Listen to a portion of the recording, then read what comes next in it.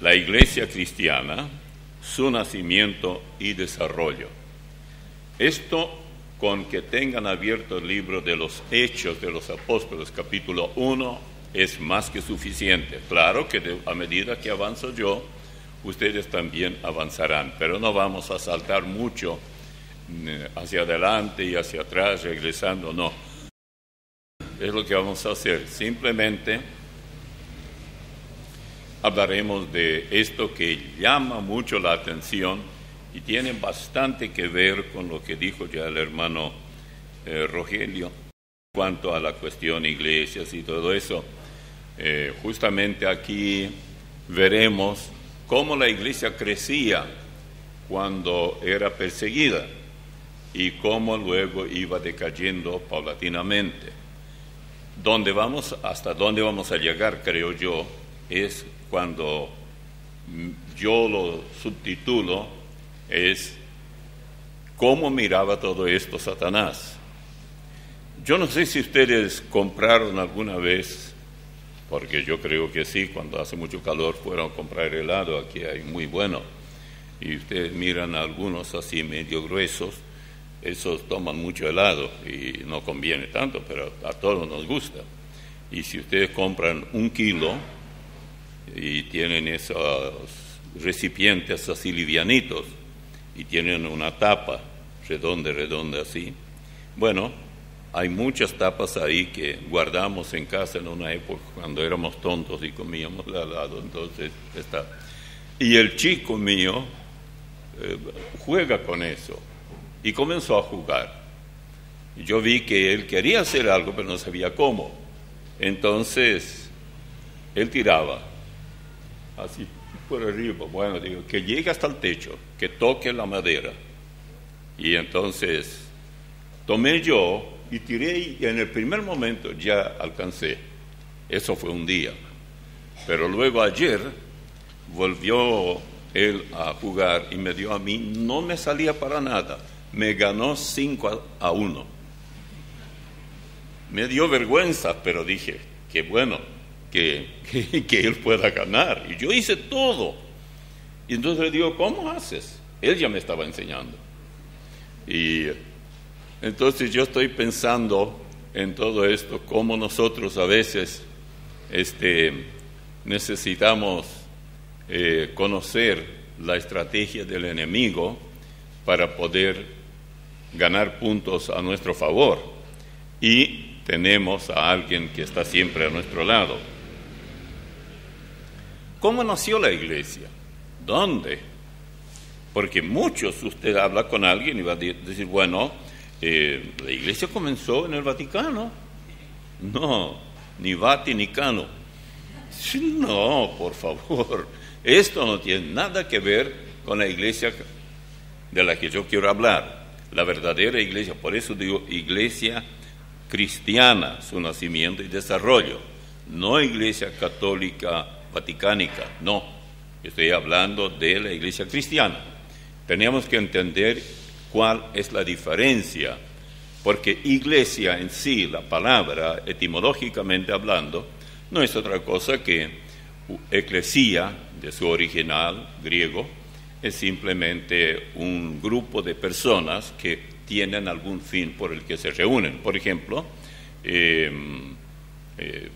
las autoridades de una ciudad, cuando se reúnen para sus reuniones o lo que fuera, ellos así se llamaban, eclesía. Pero luego, cuando ya la iglesia, los cristianos comenzaron a congregarse, aparentemente iba desapareciendo ese título secularmente y se redujo exclusivamente a lo que eran los cristianos. La iglesia, por supuesto, creció y ya no eran muy poquitos, iban aumentando cada vez más y más. Bueno, momentos antes, leyendo en el capítulo 1 de Hechos de los Apóstoles, desde el versículo 4, justo antes de que el Señor ascendiera al cielo a la vista de 120 testigos. Esto lo escribió Lucas, el libro de los Hechos, es de la pluma de Lucas. Y estando juntos, versículo 4, les mandó que no se fueran de Jerusalén, sino que esperasen la promesa del Padre, la cual les dijo: oísteis de mí, porque Juan ciertamente bautizó con agua, mas vosotros seréis bautizados con el Espíritu Santo dentro de no muchos días. Entonces los que se habían reunido le preguntaron diciendo: Señor, ¿restaurarás el reino a Israel en este tiempo? Y les dijo: no os toca a vosotros saber los tiempos y las sazones que el Padre puso en su sola potestad, pero recibiréis poder cuando haya venido sobre vosotros el Espíritu Santo, y me seréis testigos en Jerusalén, en toda Judea, en Samaria y hasta lo último de la tierra. Y habiendo dicho estas cosas, viéndolo ellos, fue alzado y le recibió una nube que le ocultó de sus ojos. Esto, Hechos 1, 4 al 9. Bueno, la venida del Señor, por ejemplo, en este caso también la partida, pero la venida será a la vista de muchos más que 120. Por eso aquí dice: estando ellos con los ojos puestos en el cielo, entre tanto que él se iba, he aquí se pusieron junto a ellos 2 varones con vestiduras blancas, los cuales también les dijeron: varones galileos, ¿por qué estáis mirando al cielo?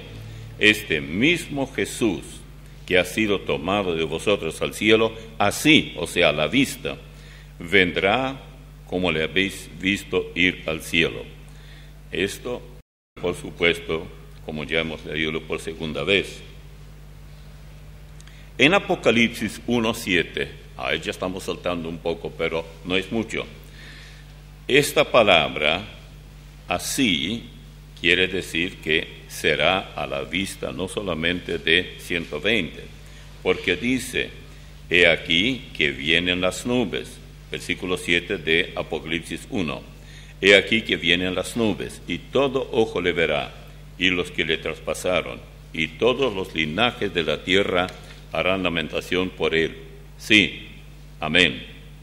Ahora, ¿en qué lugar de nuestro planeta vendrá el Señor? Porque Él ascendió muy cerca, estuvo muy cerca de Jerusalén. Bueno, vamos a leer Zacarías 14, 1, 3 y 4. Zacarías 14, 1, 3 y 4. He aquí el día de Jehová viene, y en medio de ti serán repartidos tus despojos. Después saldrá Jehová y peleará con aquellas naciones como peleó en el día de la batalla. Pasamos al 4. Y se afirmarán sus pies en aquel día sobre el monte de los olivos que está enfrente de Jerusalén, al oriente. Y el monte de los olivos se partirá por en medio hacia el oriente y hacia el occidente, haciendo un valle muy grande, y la mitad del monte se apartará hacia el norte y la otra mitad hacia el sur. Esto en Zacarías 14, 1, 3 y 4. Pues bien, será un acontecimiento aún, yo diría, estremecedor, cuando leemos que también los cuerpos de los salvos que habrán muerto para cuando esto ocurra, se levantarán. Allá en 1 Tesalonicenses 4, 16 y 17 dice: porque el Señor mismo, con voz de mando y con voz de arcángel y con trompeta de Dios, descenderá del cielo, y los muertos en Cristo resucitarán primero. Luego nosotros, los que vivimos, los que hayamos quedado, seremos arrebatados juntamente con ellos en las nubes para recibir al Señor en el aire, y así estaremos siempre con el Señor. Esto, 1 Tesalonicenses 4, 16 y 17. Creo que está muy claro. Bien, en 1 Corintios 15, 51 y 52, prácticamente las mismas palabras. O sea, Pablo, que escribió ambas cartas, daba mucha importancia a esto. Dos cosas aquí hay. Uno, que resucitarán los muertos en Cristo. Dos, que se unen los unos, los resucitados y los transformados, para partir y encontrarse con el Señor en el aire. Fíjense, escuchen bien lo que dice en 1 Corintios 15, 51 y 52.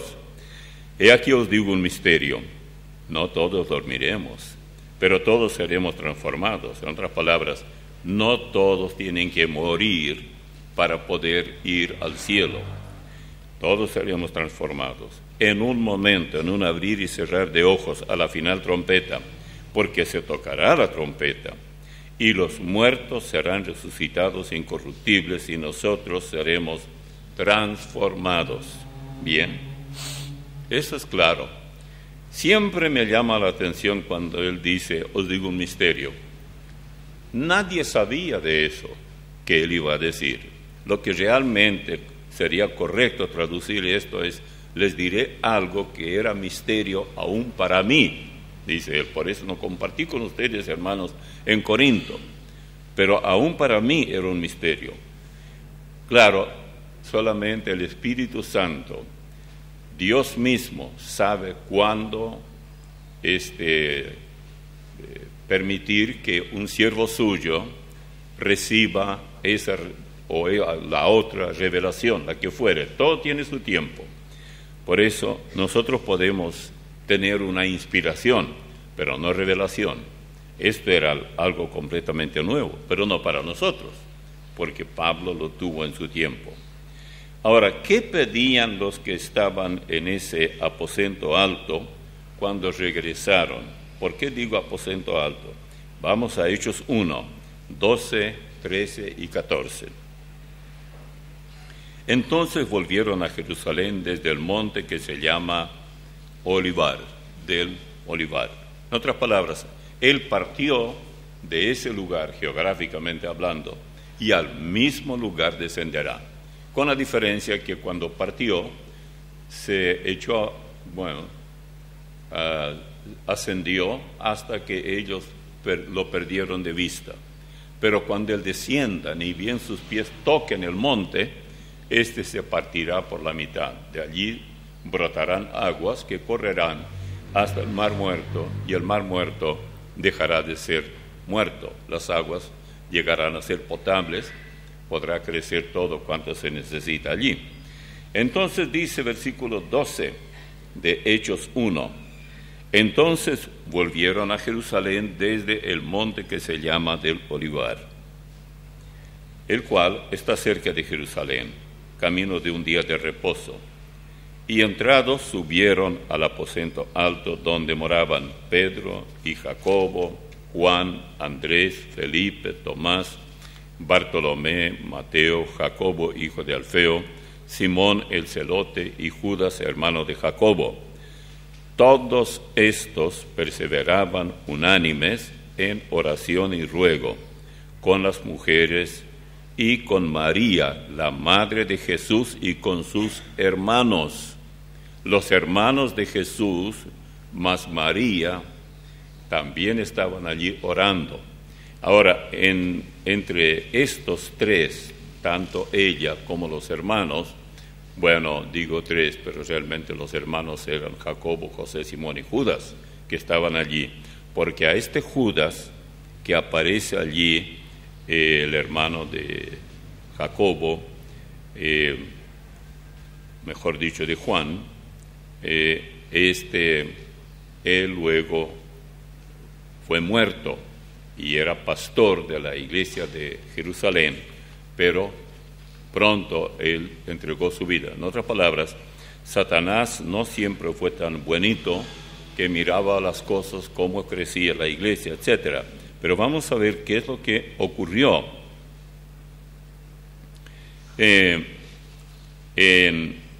Ellos dicen, se nos dice aquí que ellos estaban orando.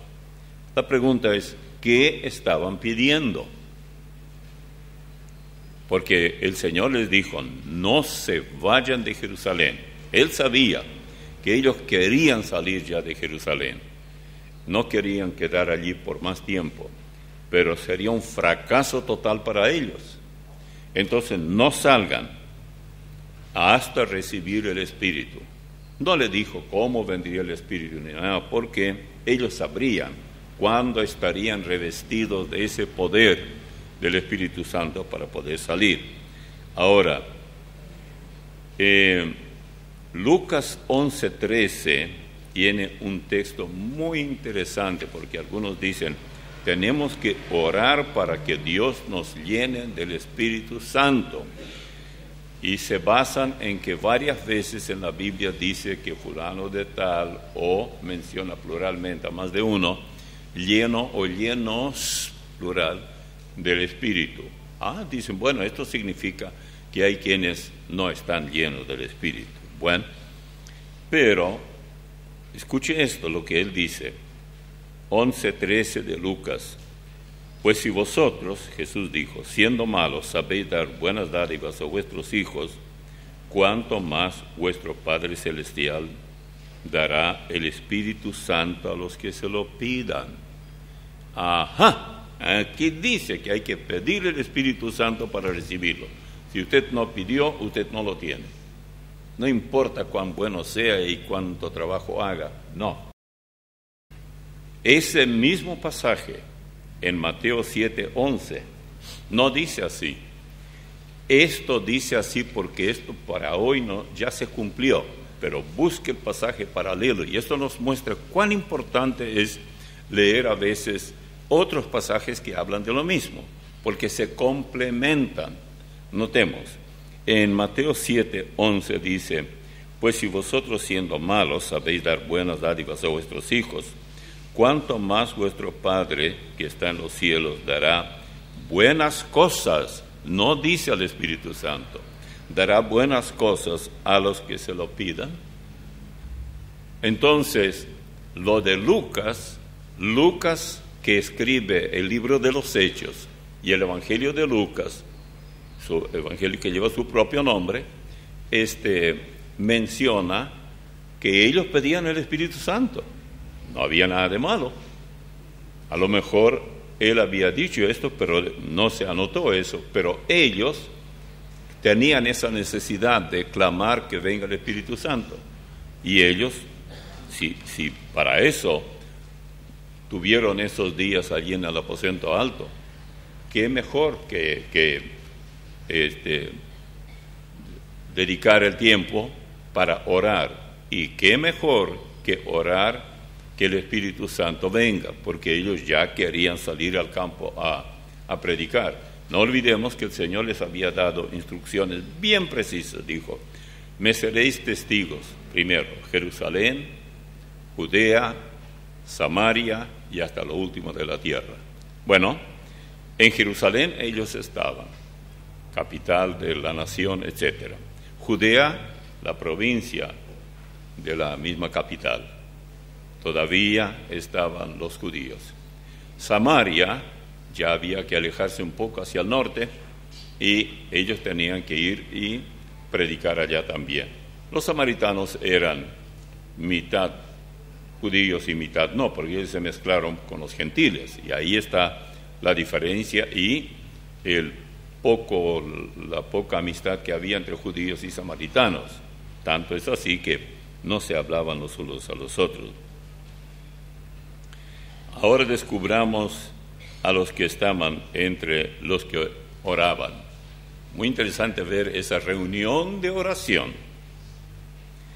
Primero, estaban los 120 quienes vieron la partida del Señor al cielo.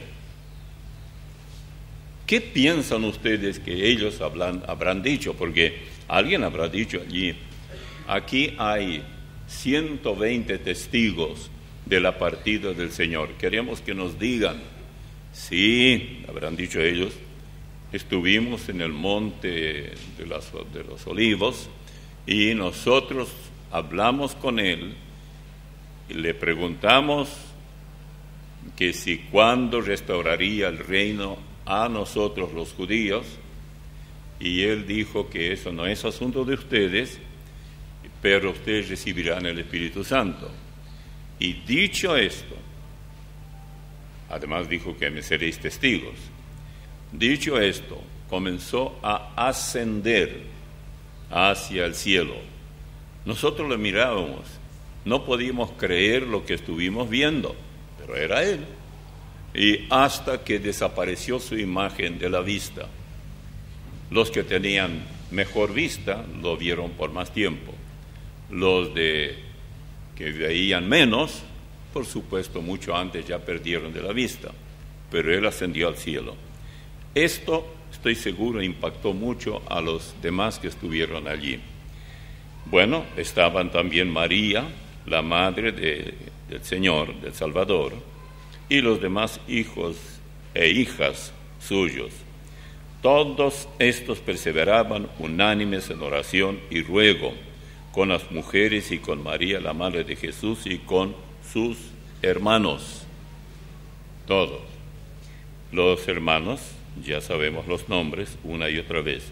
Ahora, ¿cómo se llamaban esos hermanos? Bueno, en Mateo 13, 54 al 56 tienen los nombres.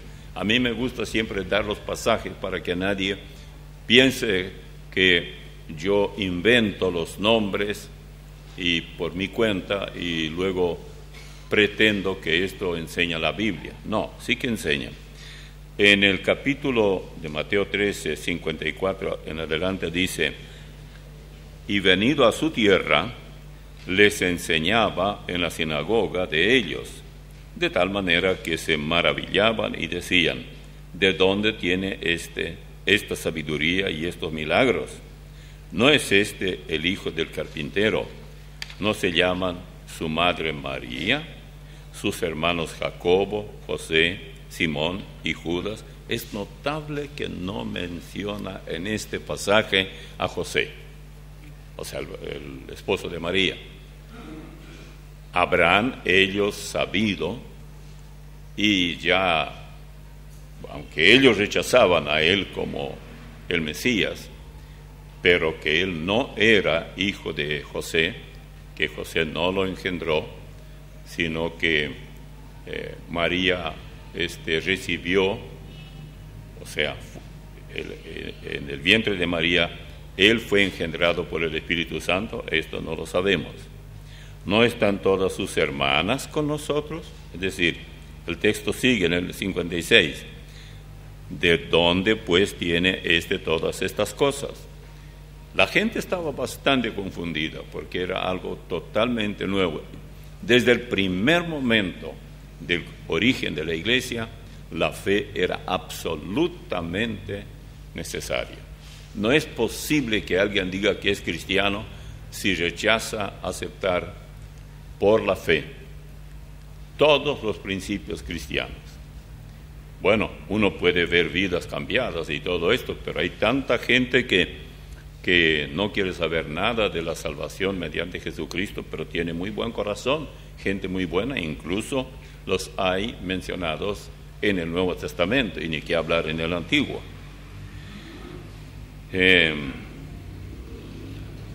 ¿Por qué hoy hay tanta gente que tergiversa las Escrituras o no pueden creer, dicen? Una de las razones es la falta de respeto a las Escrituras, la tergiversación del texto mismo en sí.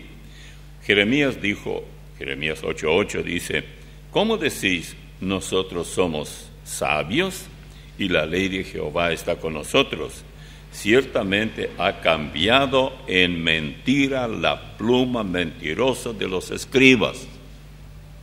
Bueno, al cambiar en mentira la verdad divina, todo es mentira.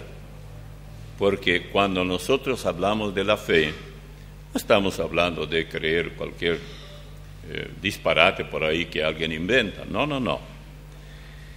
Dice la Biblia que Jesús tenía otros hermanos.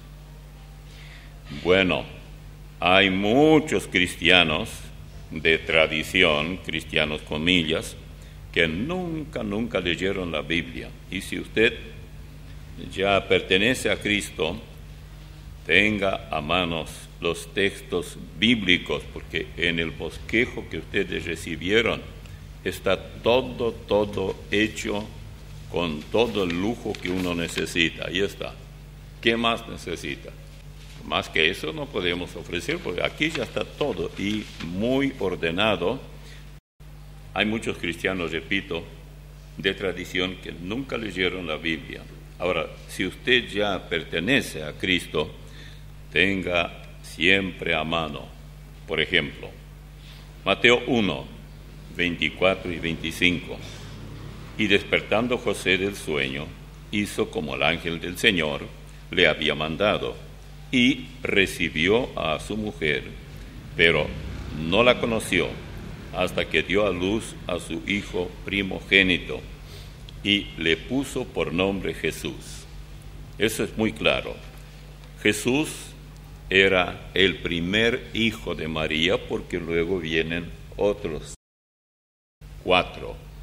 Él era unigénito de Dios, pero primogénito de María. En Mateo 12, 46 y 47, mientras él aún hablaba a la gente, he aquí su madre y sus hermanos estaban afuera y le querían hablar. Y le dijo uno: he aquí tu madre y tus hermanos están fuera y te quieren hablar. ¿Quiénes eran ellos? Ellos ya eran hijos de María y de José.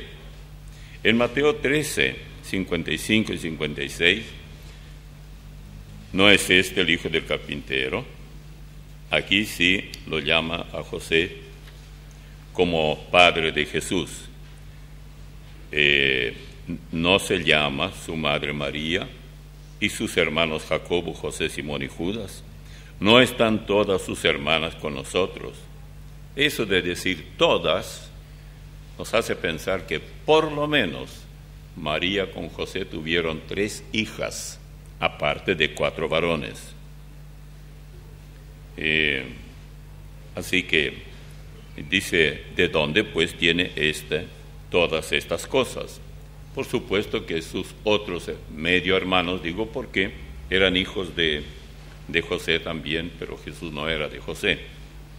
Entonces los llamamos medio hermanos, pero eran sí de María.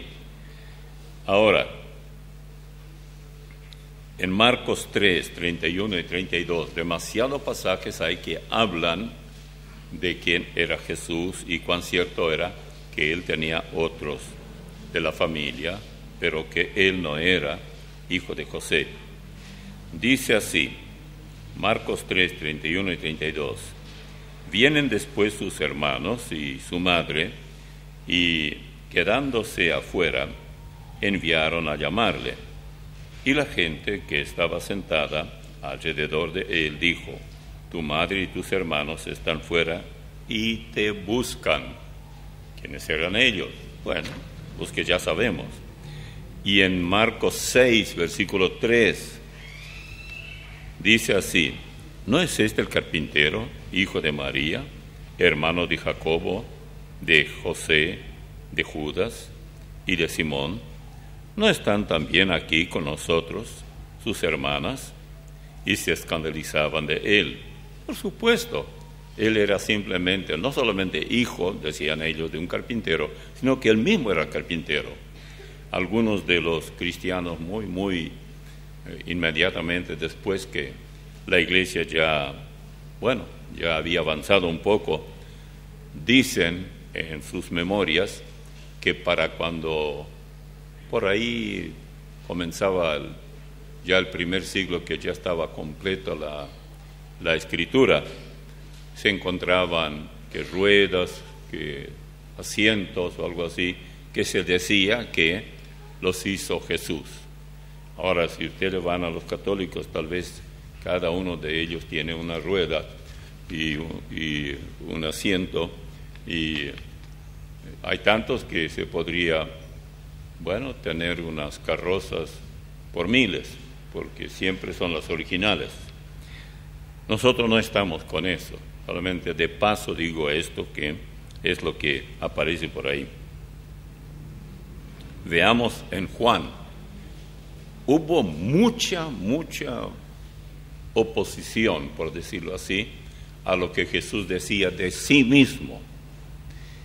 Él decía, por ejemplo, que era hijo del hombre.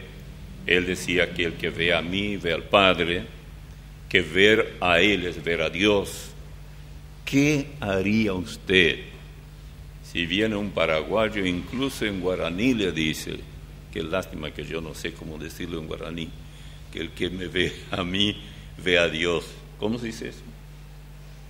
Ni ellos saben. Vaya página. ¿Cómo? ¿Picotabe?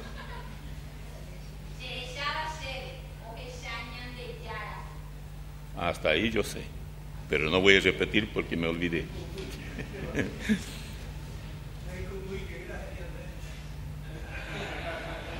¿Qué dijo? ¿Que ella no sabe?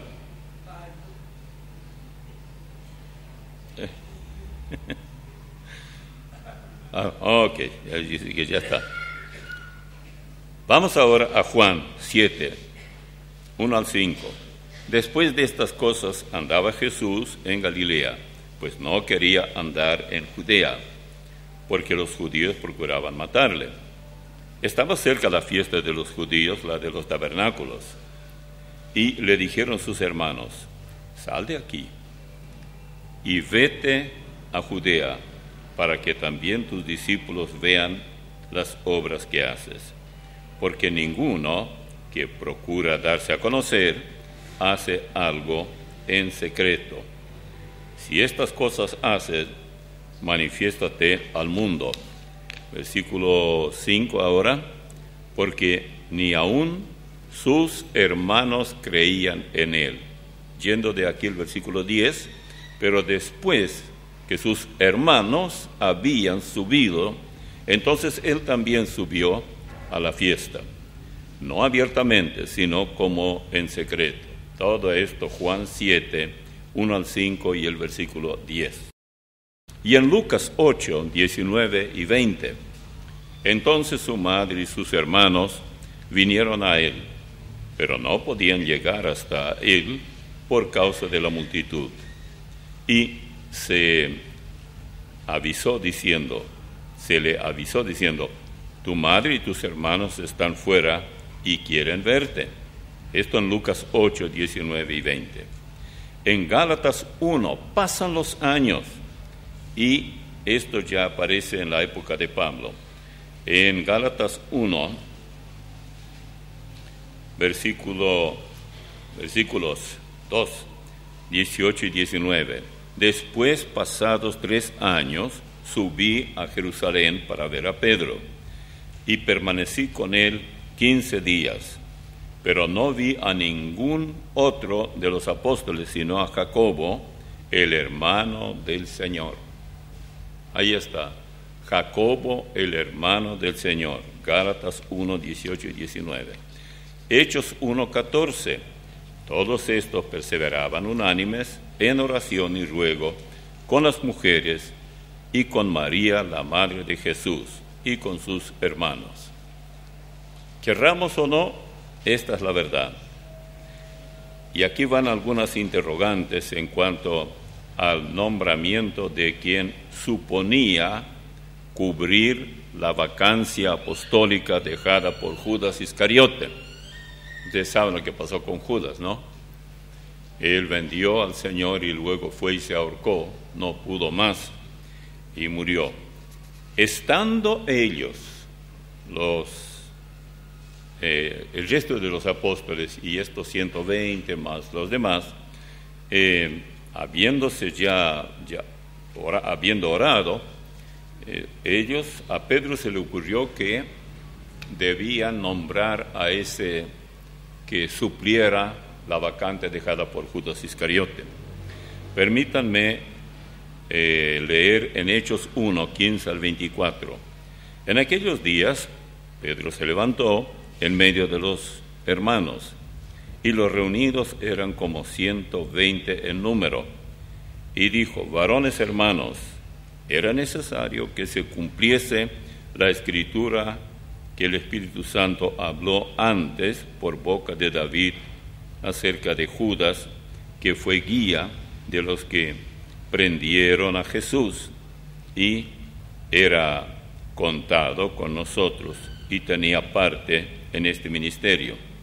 Este pues, con el salario de su iniquidad, adquirió un campo y cayendo de cabeza se reventó por la mitad y todas sus entrañas se derramaron.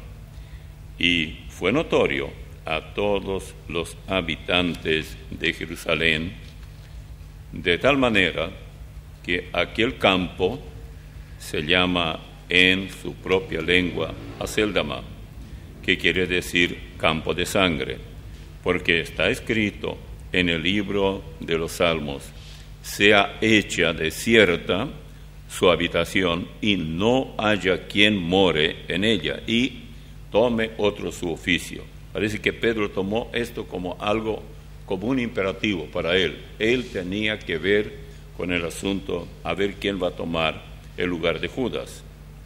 Es necesario, sigue diciendo versículo 21, es necesario pues que de estos hombres que han estado juntos con nosotros todo el tiempo que el Señor Jesús entraba y salía entre nosotros, comenzando desde el bautismo de Juan hasta el día en que de entre nosotros fue recibido arriba, uno sea hecho testigo con nosotros de su resurrección.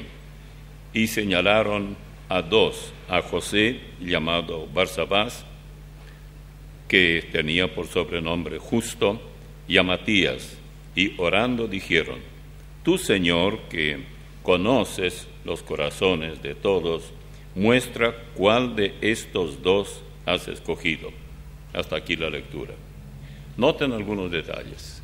Primero, nunca el Señor, siquiera en forma vaga, les sugirió que debían ellos trabajar sobre el asunto. Lo único que dijo es que ustedes tienen que ir, no tienen que salir de Jerusalén hasta recibir el Espíritu y luego evangelizar Jerusalén, Judea, Samaria y más allá. Eso sí, fue muy claro. Pero estando ellos allí, Pedro se levanta y dice: hermanos, tenemos que hacer algo. Tenemos que completar la agenda que nos corresponde.